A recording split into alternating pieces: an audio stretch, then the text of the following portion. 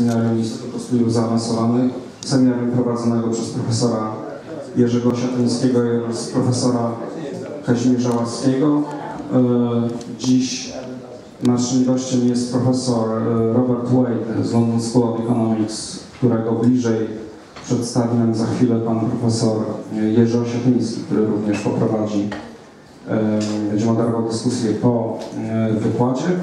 A ja z naszej strony chciałbym bardzo uprzejmie prosić Państwa o wypełnienie, jeśli można, tych ankiet, które znajdują Państwo na siedzeniach. Bardzo nam to pomoże w wypracowaniu m.in. programu na przyszłe semestry. Także będziemy bardzo wdzięczni za odrobinę wysiłku i małą pomoc organizacyjną dla nas. A tymczasem przekazuję głos panu profesorowi Jerzemu Osiatyńskiemu.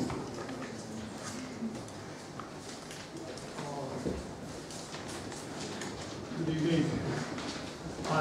Just since the lecture will be given in English, I'll also address you in English.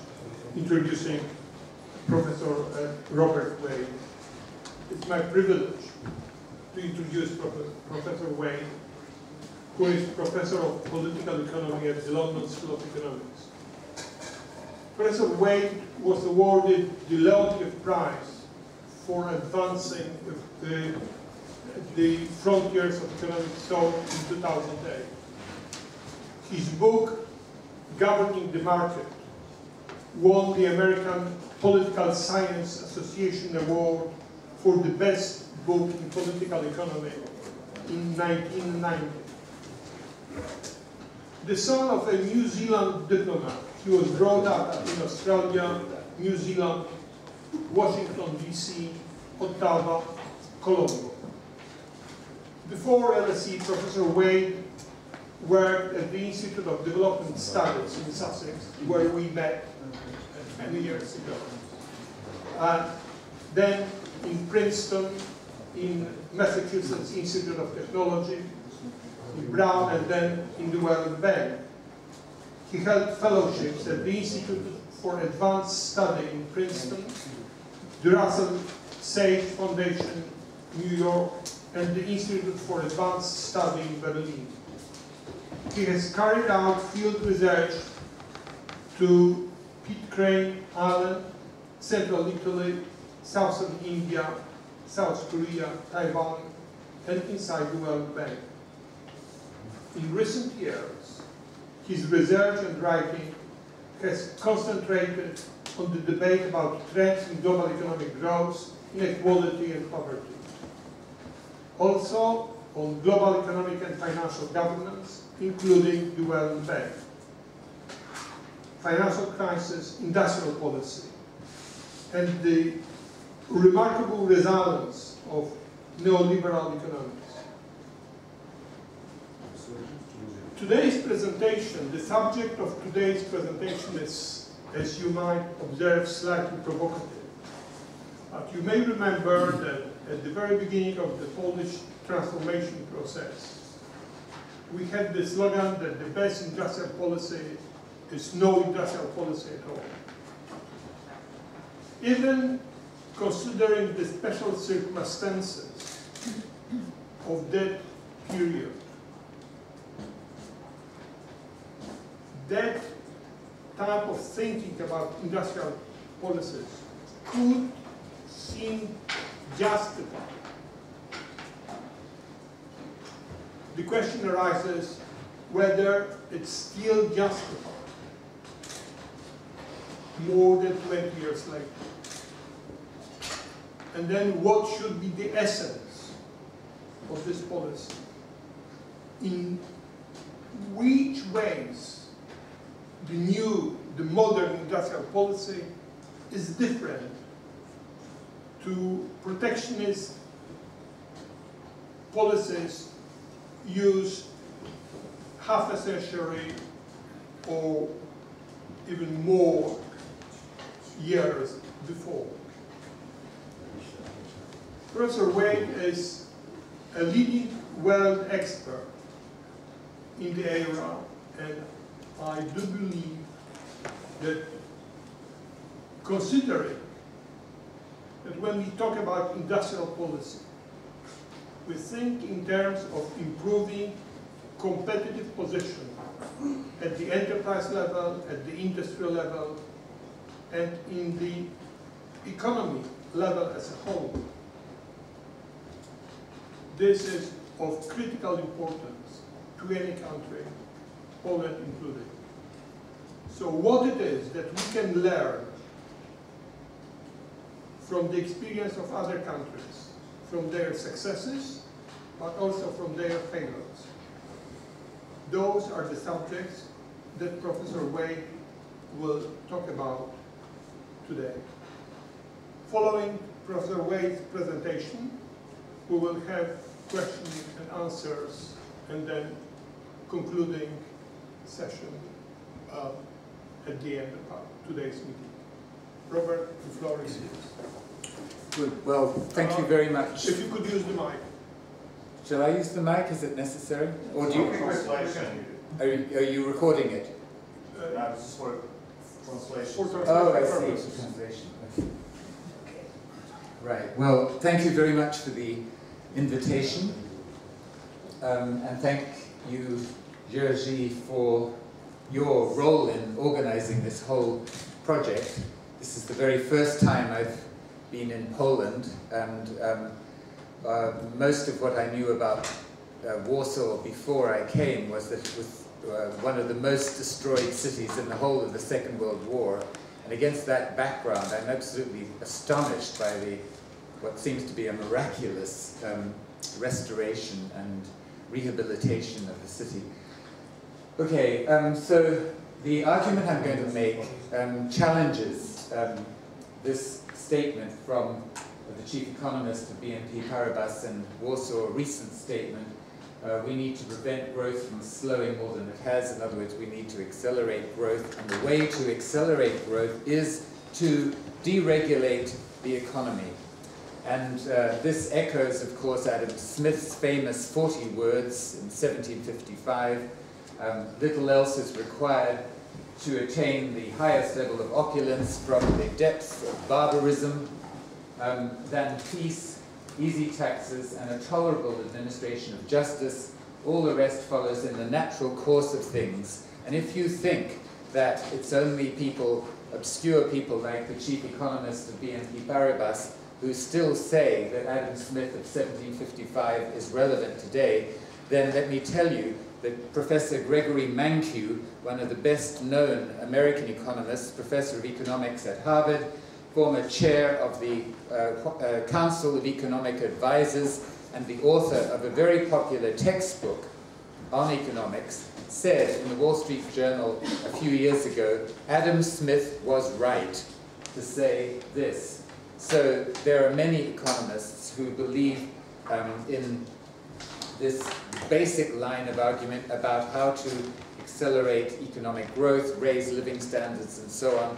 The route is to create a free market economy with nothing like industrial policy. So what is industrial policy? I'm going to be using it in this kind of sense. An effort by a government to alter the sectoral structure of production towards sectors that it believes offer greater prospects for accelerating growth.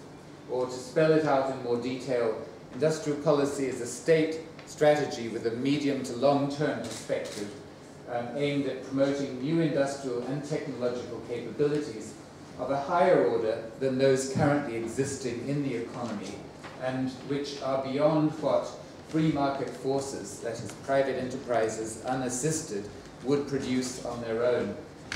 The key to it is that it must be selective. There must be an element of selectivity, generally by sector, sometimes by firms, but certainly by sectors. But also there are other axes or dimensions of selectivity. It could be selective by location of production, such that firms producing within the national territory are favored over firms producing abroad and exporting into your territory. Or it could be selective by ownership of production. That is, a government might give selective help to, let's say, Polish firms, even if Polish firms are producing abroad rather than within the national territory.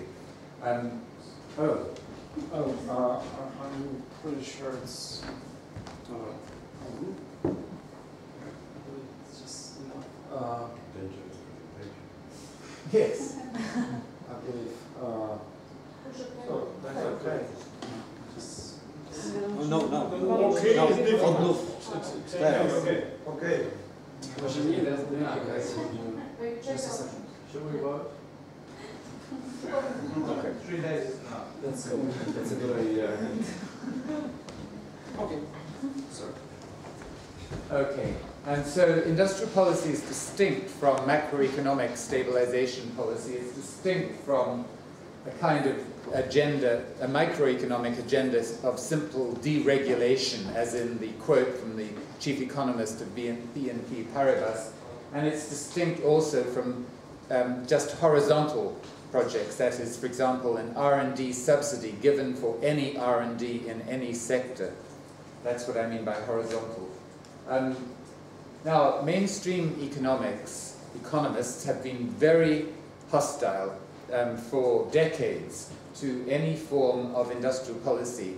You're not even allowed to use the words industrial policy. And so your former economy minister, who said the best industrial policy is none at all, was actually echoing Gary Becker. Gary Becker, you remember, is the Nobel Prize winner at the University of Chicago, who said in 1985, the best industrial policy is none at all. Larry Summers, the former US Treasury Secretary and president of Harvard University, said in 2011, government is a crappy VC, that is venture capitalist. John Williamson, well-known British, actually, economist, but based in the United States, and the formulator or the codifier of the famous Washington Consensus, said in 2012, little in the record of industrial policy suggests that the state is very good at picking winners. This is key. People who are hostile to industrial policy say industrial policy equals the state picking winners. There's nothing other than picking winners in the set of things called industrial policy. Here's The Economist again, 2011. The government has a terrible record of picking winners.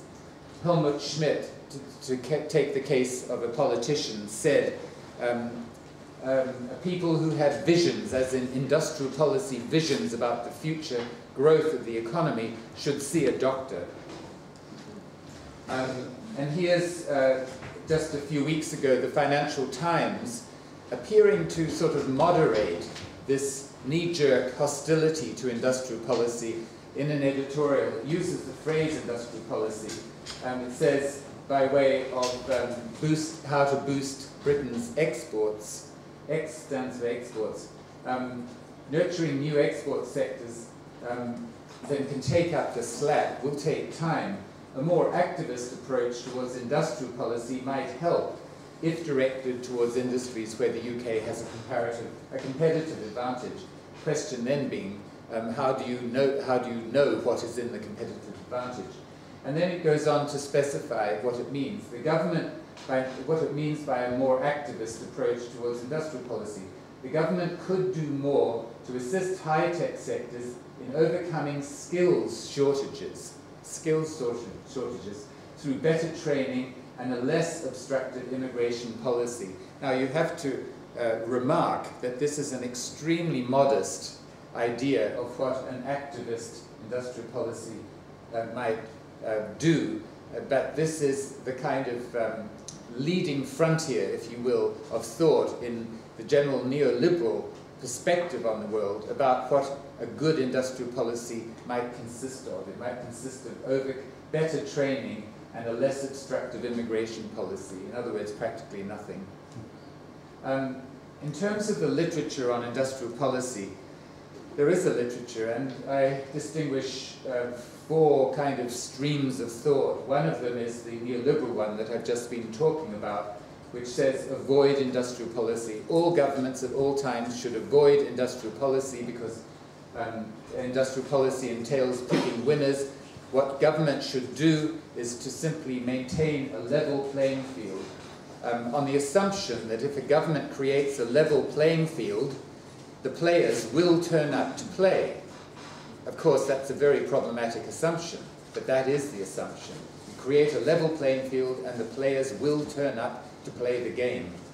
The second position says, it's the sort of comparative advantage position. It says, and it's the fixing market failure position. That is, it says that in certain circumstances, industrial policy can be okay if it's directed at fixing market failures, and if there's a presumption that the benefits of fixing those failures by government intervention exceed the costs of that government intervention. So this is a very modest step beyond the neoliberal position, and I'll come to later to an attempt in the World Bank just recently in the last few years to boost this position on industrial policy, and I will say how the reaction of most World Bank economists to this attempt to endorse this position, the reaction assumed the truth of this position. In other words, the reaction was a dismissive one, from one dismissive of the chief economist of the World Bank, Justin Lin, a Chinese man, who was pushing this line of argument. The third position is the Schumpeterian position, roughly the one that I hold. Industrial policy can be useful to expand opportunities in high-risk, capital-intensive activities of the economy where there are entry barriers to private firms. Industrial policy can help overcome these entry barriers, and I'm going to illustrate this position in terms of how the US has been doing industrial policy, which may surprise you, but the US actually, as I will show, has had an active industrial policy for at least the past 2 decades, even though most people don't know about it. And then the fourth position says, look, whatever the merits or the demerits of industrial policy, WTO rules today greatly constrain the opportunities for industrial policy to be used. That, I think, is rather misleading, as I'll show.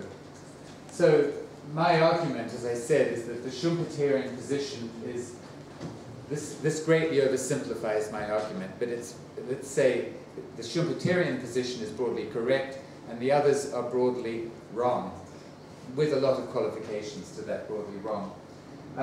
And to spell that out, what I argue is that industrial policy is like any other powerful set of instruments. It can be used badly, it often is used badly, it can be used well, and it has been used well. The historical record show many cases where industrial policy has been used badly, such as, for example, in India, in New Zealand, my country, in southern Italy, much of Latin America. Just to take India, for example, India's automobile sector for decades received very high levels of protection.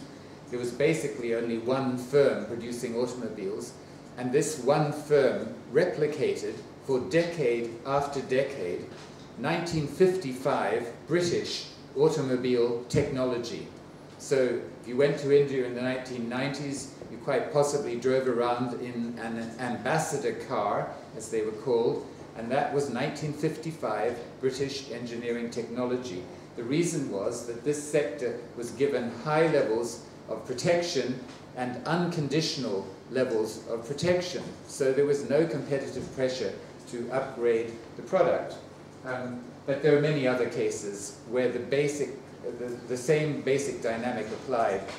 Industrial policy was used to remove competitive pressure, and the results were bad. So yes, the results were bad when the industrial policy assistance to a sector was given without any sort of performance conditions, like performance conditions in terms of getting products of the protected sectors to move towards the standards of imports in terms of price and in terms of quality. That would be a kind of performance condition that might be given, that was given in the East Asian cases, but was not given in these cases. Yes, so in terms of countries that have had effective use of industrial policy, the most well-known ones are the East Asian cases: Japan, South Korea, Taiwan, in the 50s to at least the 1990s. You could put Singapore in there as well. Oh, sorry. Singapore can go in there. Israel, certainly, and the US. What these cases have in common is that the state was active in imparting what you could call a directional thrust to the economy's growth. That is, by giving some preferential assistance to certain sectors, new sectors, to encourage their growth ahead of other sectors. But it was done, it has been done in a way without removing competitive pressures on the assistant sectors. And I think if you look at this list, it is very dramatic. If you ask the question, how many and which non-Western countries have become developed countries in the past 200 years since the Industrial Revolution, then however you define non-Western and however you define developed, then the answer is less than 10. And they would include the countries, the non-Western countries that have become developed in the past 200 years, would include Japan, South Korea, Taiwan, Singapore, that's 4. Maybe you want to include Hong Kong, though Singapore and Hong Kong are, of course, tiny city-states, so they hardly count as countries. You include Israel. You include possibly Russia until, let's say, the 1980s, when Russia began to go down again. But and there's a question of whether you call Israel and Russia non-Western. My point is that the small number of non-Western countries that have become developed in the past 200 years indicates that development is very difficult, that it is unlikely to happen with the kind of Adam Smith type recipe. The Adam Smith type recipe assumes, which has of course been the Polish recipe, assumes that the private sector is a kind of a lion which has been caged by the state. It's been smothered by the state. And so the lion has to be uncaged, let loose, in order to generate its magic in producing employment, in raising living standards, and so on. So the state has to deregulate the economy, and the economy will grow faster. That line of argument is simply contradicted, I think, by this, the kind of evidence that I've been giving. Let me just admit that one reason why the debate about industrial policy goes round and round in circles, most economists saying never do industrial policy, it has not worked in East Asia. East Asia would have got even better performance if it had had no industrial policy. One of the reasons why this debate kind of goes round and round is because it's very difficult to get clear evidence of the effectiveness of industrial policy one way or the other. Various economists have produced econometric results which suggest that industrial policy in East Asia did not work, but then other people come up and say those econometric tests just don't stand up. They're nonsense tests. But this focus on what have been the effects has actually, strangely enough, obscured the prior question, namely simply what patterns of industrial policy have been followed in different countries and in different times. And so that's something that I want to speak about now. And I'll begin with the case of the US, because most people assume, and the US government tells the world, that it has no industrial policy. that its policies are concerned to maintain a level playing field, and so on. And it's certainly true that the US has no national industrial development strategy. It has no overarching coordination agencies such as, for example, MITI in Japan, the Ministry of International Trade and Industry. The US has no such central coordinating agency, and therefore many people have said the US has no industrial policy because they equate industrial policy with having such a coordinating agency. In fact, the US has had two basic types of industrial policy. The first one is actually relatively well known, and that is the government-military industrial complex, in which the government provides financing for an array of military laboratories which are focused on the research end of research and development for military purposes. And this complex developed in the post-World War II decades and produced huge technological breakthroughs, such as the atomic bomb, hydrogen bomb, missile technology, satellites, civilian nuclear power, computers, transistors, lasers. All these breakthrough technologies were developed in military labs. And the fact that this came out, that this was a military establishment, and that it was focused on research as distinct from development, helped to retain political support for this very large-scale apparatus of industrial policy. But then there's the second type of US industrial policy, which is much less known, that scholars have, like political scientists, economists, have paid almost no attention to. And the origin of it goes like this, that by the 1980s, scientists, engineers, and others realized that the results of this military-industrial complex were remaining within the military, and they were not kind of spinning off into civilian innovations. The spin-off process was being stuck in what is called the valley of death between basic research and commercial civilian products. And so the US found itself getting out-competed in many high technology fields, even though it had made the big breakthroughs in the military-industrial complex. It had made the big technological breakthroughs, but it was the Japanese, it was the Germans, it was others who were using those breakthroughs to develop innovations in civilian products. And so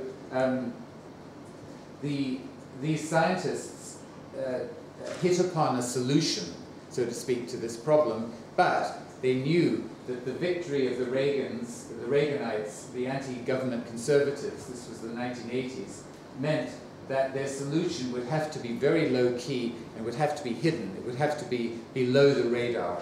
And so what they did is this. They began to promote a number of state agencies, such as this one, DARPA, which is the one I'll come back to talk about. This is the central one. Also the NIH, National Institutes of Health, the National Institute of Standards and Technology, the Small Business Administration, the National Science Foundation, Department of Commerce, the CIA, the Department of Energy. All these various parts of the US government began to try to accelerate innovation in specific areas for specific kinds of products by commissioning research and development, and by them using their budgets to commission private firms or private laboratories or even public laboratories, to commission them to do innovation on certain lines of products. And that's the first thing. They commission research.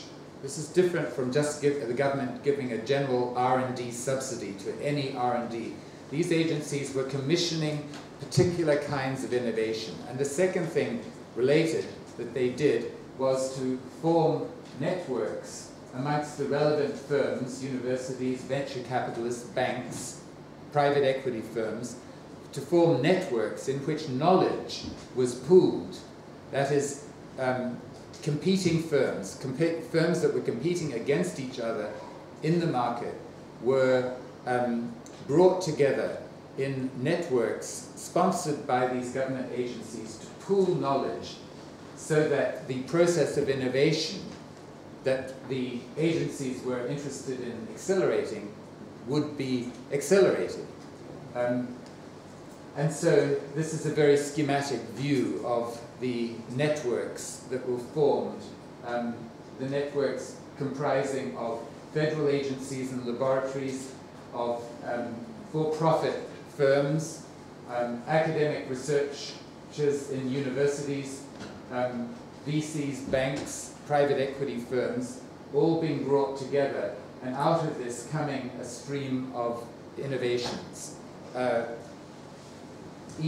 I said, each government agency had its own sets of networks of this kind. So let me say something about DARPA, because this is the most important one of all in terms of this second type of US industrial policy. DARPA, Defense Advanced Research Projects Agency, sometimes it's just has been called ARPA with the defense dropped out, but it was created in 1958 as a response to the Russian satellite. What it has done ever since then is what they call over-the-horizon research on disruptive capabilities, mainly military, but not only military. The key characteristic of what they work on is that the payoff has to be potentially high, but it has to be high risk. And the point is that private venture capital, for example, has a long record of staying away, keeping away from innovations of this kind. And DARPA, by concentrating on innovations of this kind, led the way in computers and computer networks and semiconductors, in the machinery to make advanced semiconductors, and stealth aircraft and many other things. These innovations came out of work sponsored by DARPA. The most important one is computer networks, that is what we call the internet. Came out of DARPA-sponsored, a DARPA-sponsored network. In terms of the organization of the agency, it's very small. It's only 250 staff, about 140 of which are scientists or engineers who are employed on 4 to 6 year contracts. And their contracts makes it very clear that they are expected to manage their programs, their innovation programs, their network building programs, in a way which faces very high risks. And they work with the dictum of Watson, who was the founder of IBM, and Watson told his IBM people that he gave this dictum as a general rule: if you wish to be more successful, double your failure rate. Double your rate of failures, because if you're not having a lot of failures, you are not taking high enough risk to be very successful. DARPA has no R&D facilities of its own.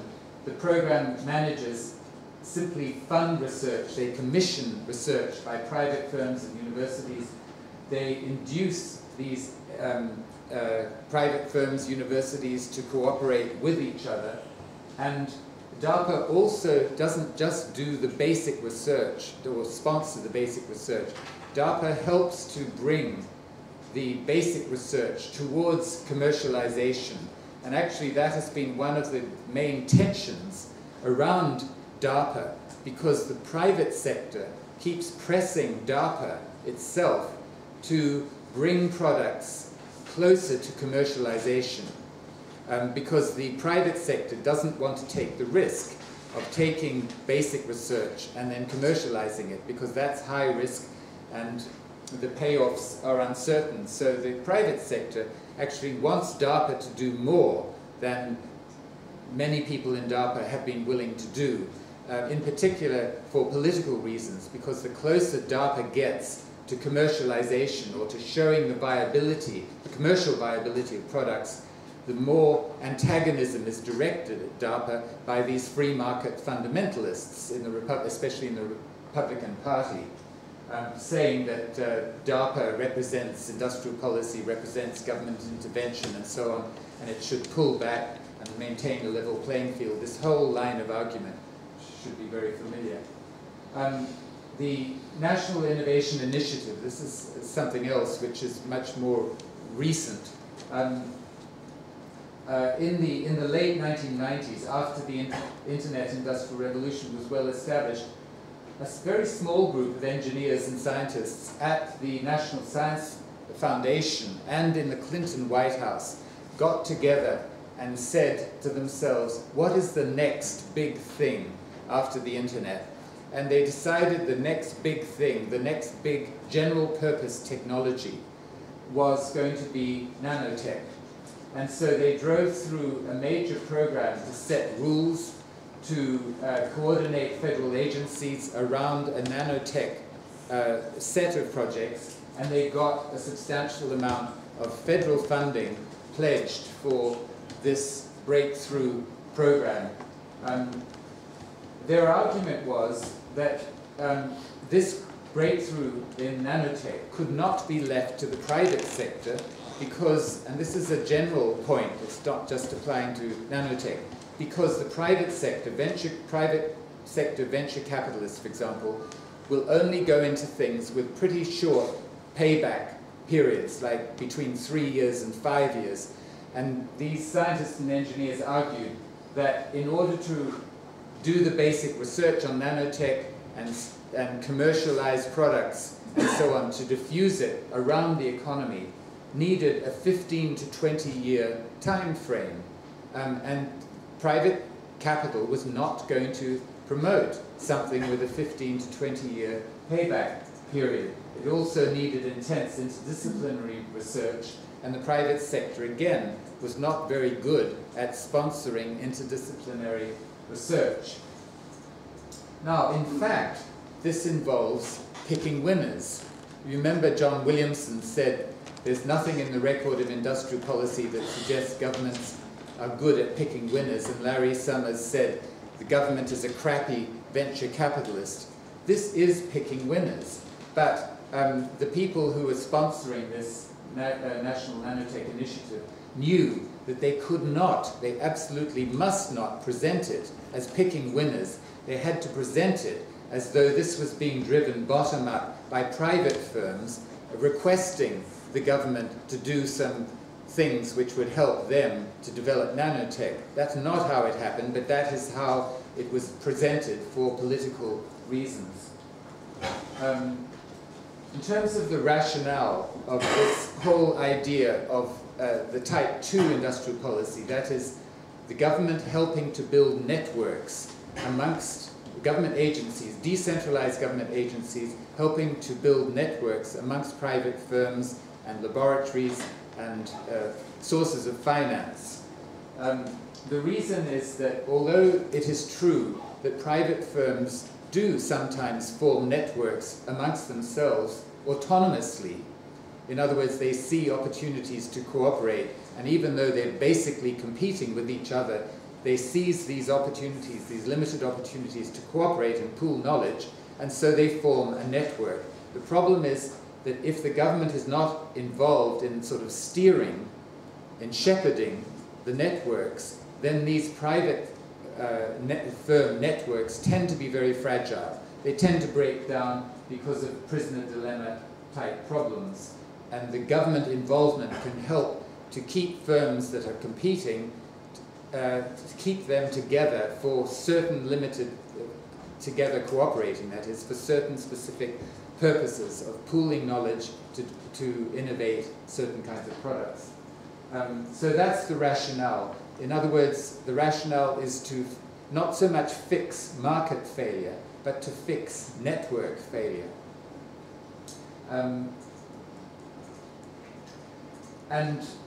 There's then a question of what is the benefit-cost ratio of this kind of network building. It's very difficult to estimate this. But if you just step back for a moment and you consider that the internet was one of the innovations that came out of this network building type of industrial policy, the internet sponsored by DARPA, then it sounds plausible that the benefits of the internet much outweigh any possible costs of all the other things that was being done under this type of US industrial policy. The benefits of the internet have been absolutely huge. So even if everything else failed, you probably still get a positive benefit-cost ratio.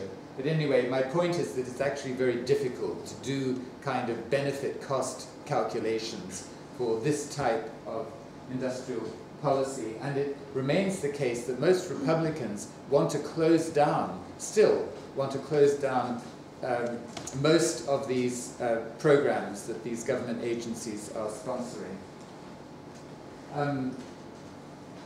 So I'll just contrast what the US government has been doing with what The Economist magazine, a well-known champion of neoliberal economics, says government should do in the case of having an innovation agenda. So The Economist said in 2010, a smart innovation agenda would be about freeing markets, about creating the right conditions. See, this again is the image that the private sector is a lion which has been caged by the government, by government restrictions on markets. And so the key to increasing innovation by private firms is to release the private sector from the restrictions on markets that states have imposed. That's the underlying idea. And if you look at what the US government has actually been doing, it's been doing much more than The Economist endorses. And just finally, the final point to make about US industrial policy, let's address directly the standard objection, which is that why should public funding, why should taxpayers' money be used for these kind of innovation promoting activities? Why can't venture capital come in and do whatever is necessary, and private capital will make decisions in its own interest, but in terms of the wider economy, these decisions, which are about the investment by private venture capitalists, will be in the social interest, and anything more that is invested by government will be a waste of resources. That's the kind of standard line. And it's often illustrated by a history of Silicon Valley, which is deeply misleading. A common history of Silicon Valley is that it began with a number of geniuses who linked up with entrepreneurs, who linked up with private venture capitalists. The problem with that history is that it simply ignores the fact that most of the discoveries that fueled the growth of semiconductors, computers, biotech, and so on, were made by federal funding in this military-industrial complex or in this type 2 network building complex that I described. Silicon Valley then, the private firms in Silicon Valley then grew on the basis of this publicly sponsored work. And as I said before, private venture capital tends to invest where payback periods are relatively short, where capital intensity is relatively low, and that leaves a whole set of sectors, of products, where the risks are high, where capital intensity is high, and if the public sector does not invest in innovation in those sectors where risks are high, capital intensity is high, then there will be relatively little investment in those sectors. Let me say something rather briefly about East Asian industrial policy. I mentioned already that when people talk about East Asian industrial policy, they have in mind what I call type 1 industrial policy, which is centralized industrial policy coming from the top of the state, involving a lot of picking winners. In the late 1960s, the South Korean government decided South Korea had to have a steel industry. Everybody said no, steel is not in your comparative advantage. The World Bank said no, you should stick to radios and clothes and shoes and such things. And we in the United States, we have a good steel industry. You can import our steel and make toys for children out of our steel. That's your comparative advantage. Our comparative advantage is steel. The South Koreans went ahead, ignored all the advice, and within just a few years, Pohang Steel Company was the most efficient steel company in the world and was out-competing US steel makers and even out-competing Japanese steel makers. Okay, so this is the kind of picking winners industrial policy that is well known. What is not well known about East Asia is this second type of industrial policy. And I want to illustrate it with reference to Taiwan's Industrial Development Bureau. In this book that Jerzy held up called Governing the Market, I say a lot about how Taiwan's industrial policy was actually organized.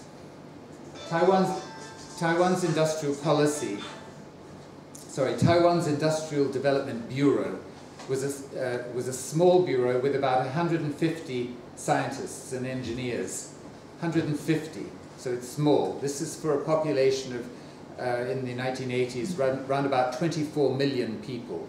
And it was divided, the staff of 150 were divided into sectoral teams. So there was one team for what was called the daily necessities. Daily necessities were things like clothing and food and shoes and so on. Another team was for the steel sector. A third team was for chemicals. Fourth team for petrochemicals. Another one for engineering, and so on. And it was written into the job description of these 150 people that every month they had to spend several days out visiting factories within their particular sector.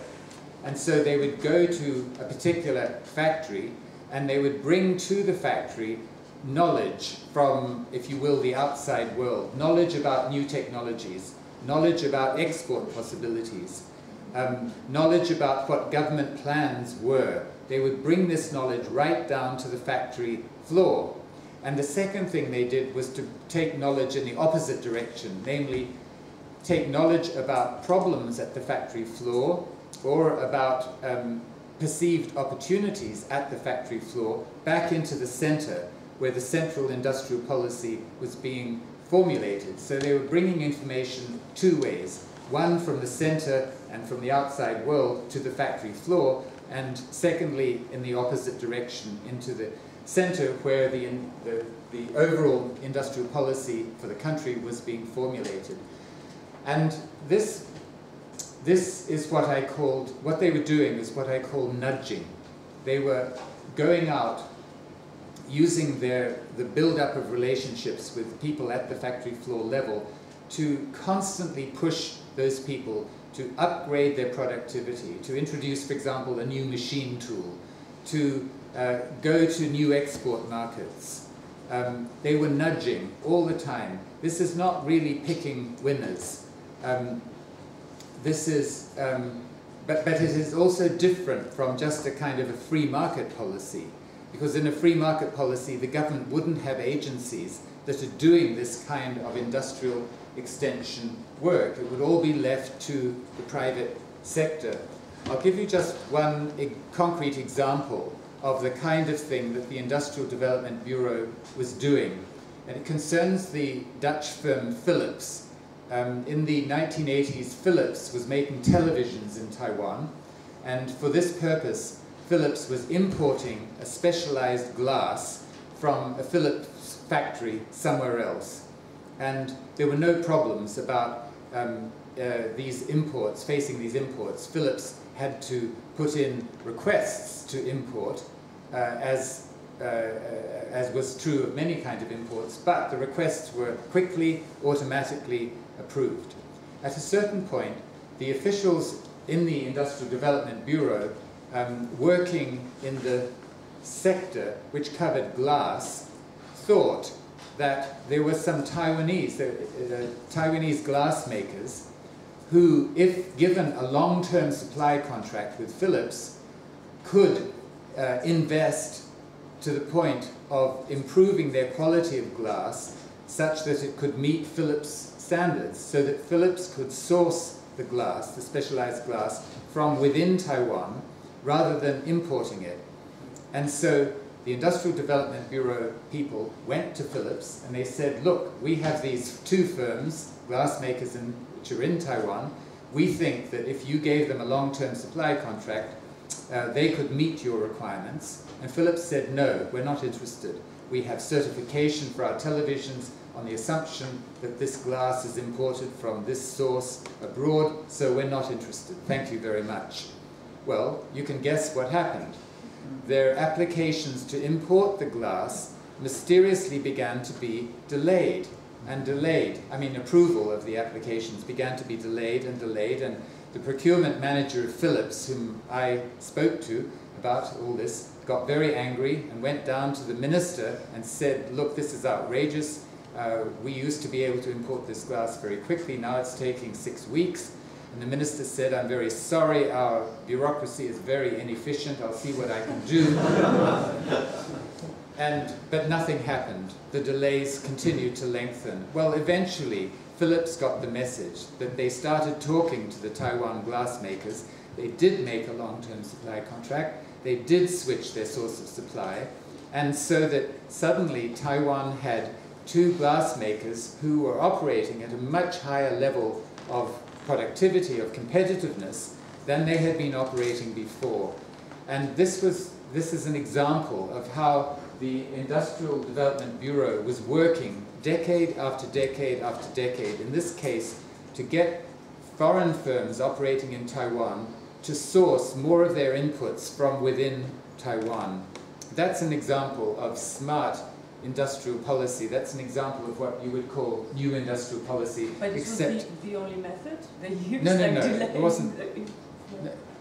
In this particular case, yes, the only method that the Industrial Development Bureau people used, well, this was the main method they used, was to delay the imports by Philips. But of course, they would then help the Taiwan glass makers to upgrade their production. They would give advice about what they should do in order to meet Philips's standards of specialized glass. So they were operating on both sides. So the point I want to make is that I would call this work of the Industrial Development Bureau in Taiwan, I would call it industrial policy, even though it's not very selective, but it is doing much more than just creating a level playing field. And it seems, I'm particularly interested in this bureau because it seems to me that even a state with a relatively low level of capacity could create something like the Industrial Development Bureau and operate a kind of industrial extension service which kind of pushes right across the production structure of the economy to upgrade, to export more, and so on. This should be within the scope of a wide range of states, including states who, if they were to try this type 1 industrialized policy, like in Korea, picking a steel industry, would make a real mess of it. Just one organizational point about the Industrial Development Bureau to finish this slide on East Asia. It's quite important that the Industrial Development Bureau people had almost no resources under their control. That is, if they recommended that a factory introduce a new kind of machine tool that they knew about but the factory didn't know about, they could not give a loan, they could not authorize a loan to the factory to buy the machine tool.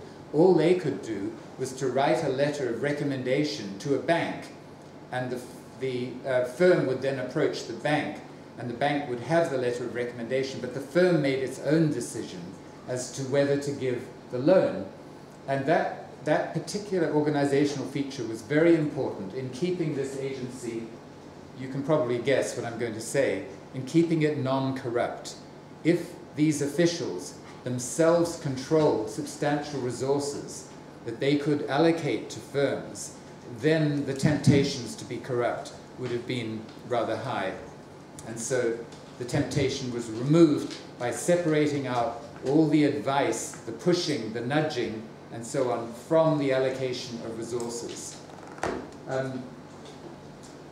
I'm going to say something just very quickly about the World Bank, because the World Bank for a long time was pushing the Washington Consensus, and you weren't even allowed to talk about the phrase industrial policy in the World Bank from the 1980s onwards. And I know that because I was working as an economist in the World Bank.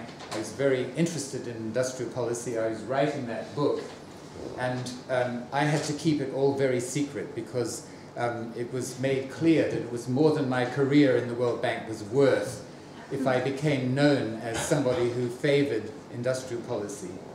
But then in 2008, a Chinese chief economist came to the bank. This is the first time the chief economist of the World Bank has ever been a non-G7 person. Almost all the chief economists have been Americans or British, and there was one Frenchman.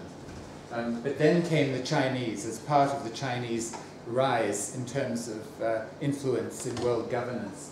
Justin Lin is Chinese, but he has a PhD in economics from the University of Chicago, and that's very important in making him acceptable to American economists.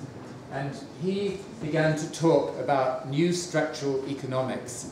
And I won't go through this slide in any detail, but his basic point was that the state can be more facilitating of changes in production structure than the bank had been prepared to accept in the past. But his point was that any state assistance to the emergence of new firms, new products, had to be kept within the current comparative advantage of the country. And he kept emphasizing this point that much of what he was talking about was removing the barriers. He uses the phrase, gives them a nudge to overcome externalities. And he specified some concrete steps that a country might take. So country X, the country might be Poland, for example. Step number one was to make a list of products which were produced, especially products which were exported in the previous 20 years, in a country which had a per capita income up to twice that of country X. So in the case of Poland, it would be looking at countries that had a per capita income up to twice Poland's per capita income, seeing what products they were exporting, and then using that list of products as an indication of products that might be expanded within Poland. Lin's argument was that that would keep within Poland's existing comparative advantage. So that's very different to kind of looking at what the US is producing and seeing what might be produced domestically by looking at what the US or Japan is producing. And then he had a number of intervening steps. And at the end, he came down to limited incentives may also be provided to domestic pioneer firms or foreign investors that work within this list of industries.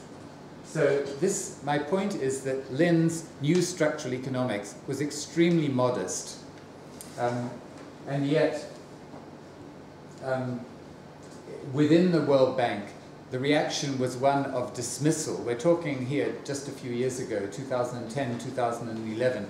I did research in the bank, partly about what was the response to Lin's ideas, and the response was very hostile.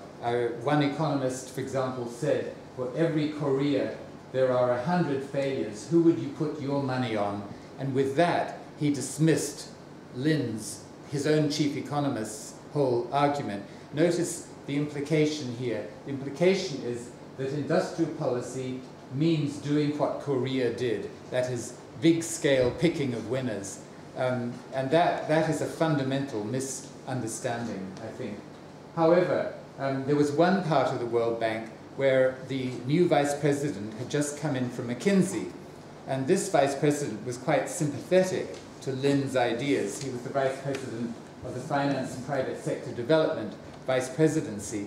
And so he wanted to do some pilot projects in a number of countries. I think Kazakhstan was one, Vietnam was another, Jordan was another one. He wanted to do pilot projects to kind of apply some of Lin's ideas. But he was very emphatic that nobody associated with this project should use the phrase industrial policy. Instead of industrial policy, they hit upon a phrase to describe what they were doing, competitive partnerships initiatives. And those words were chosen because nobody could object to the words competitive partnerships initiatives. So this is just to illustrate again how toxic even this phrase industrial policy remains in places like the World Bank. And then this is the final sort of empirical part of the talk. I'll just summarize some main conclusions after this slide. This slide is about what has happened since 2008, since the crisis. And there is some evidence that major countries since the crisis, including the US, the EU, China, India, Brazil, Argentina, and others, have responded to the crisis by actually, but in a hidden kind of way, moving further away from the notion of the level playing field and intensified policy selectivity by sector and also by location of production. That is, giving preference to firms that are producing within their own territory as distinct from producing abroad and exporting into the country's territory, obviously in order to boost employment in the face of the great slump. So there is an increase in industrial policy since the crisis, but it is being hidden as much as countries can hide it. And that also means that the countries are paying attention to WTO rules. You can classify WTO rules in terms of how binding, how constraining are the rules. The most constraining category of rules, of WTO rules, are the ones about cross-border transactions, such as tariffs, quantitative restrictions. And in terms of what has happened since the crisis, these countries and others have avoided, mostly, increasing tariffs, increasing quantitative restrictions on imports. So WTO rules have affected what kind of instruments they have used to give some selectivity or favoritism to certain sectors or certain locations of production. What governments have done in order to intensify industrial policy is to use instruments in the second or third category of WTO rules. The second category, the top category in terms of constraints, are the trade rules. The next one down, medium constraints, are things like public procurement, for example, or export incentives. And then there are a number of types of things, regional policy, which, for example, which are largely unconstrained by WTO rules. So governments have tended to do quite a lot of government procurement. They use government procurement in order to favor certain sectors or certain locations of production. The Chinese government has used government procurement since the crisis intensively to build up green industries, for example, to build up wind turbines. They have made sure that local governments in China, which are investing in wind turbines, putting up wind turbine farms, are procuring their wind turbines almost entirely from Chinese-owned firms operating in China. And so Spanish, Swedish wind turbine firms operating in China are very angry at the Chinese government, but they have been unwilling to take China to the WTO because they are small countries and China is a very big country, and they're worried about losing markets. Their governments are worried about losing markets in other sectors in China if they were to bring a case against China. And it's important that China has not signed the WTO agreement on public procurement. The Chinese government says we will sign the agreement on public procurement at the WTO as soon as possible, quote unquote, which means we don't know when we're going to sign it, and until we do sign it, we're going to use a great deal of public procurement in order to boost our industries. So the bottom line is then that many governments have responded to the global economic crisis, the rise in unemployment and so on, by intensifying their use of industrial policy, point number one. But number two, they're keeping this hidden, and they are trying to not use instruments that are more tightly constrained by WTO rules, such as tariffs and quantitative restrictions. So just quickly, some conclusions. First of all, the US has long practiced industrial policy. This idea that the US either does not have an industrial policy or that US industrial policy is entirely about pork barrel, that is entirely about corruption, entirely about giving federal money to certain politically favored groups. That is seriously misleading.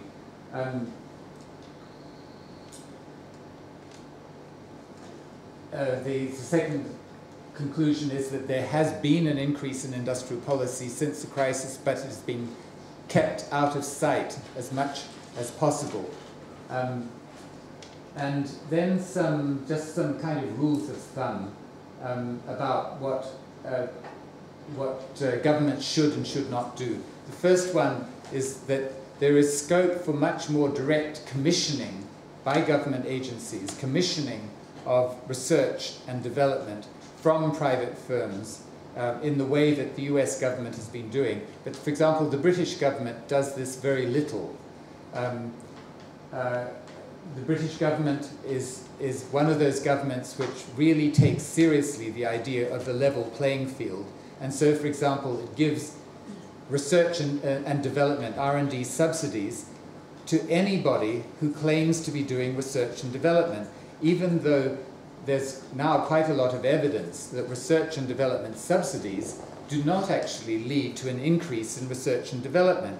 Why? Because firms take the money, and they're very happy to take the money, but then they don't increase the amount of research that they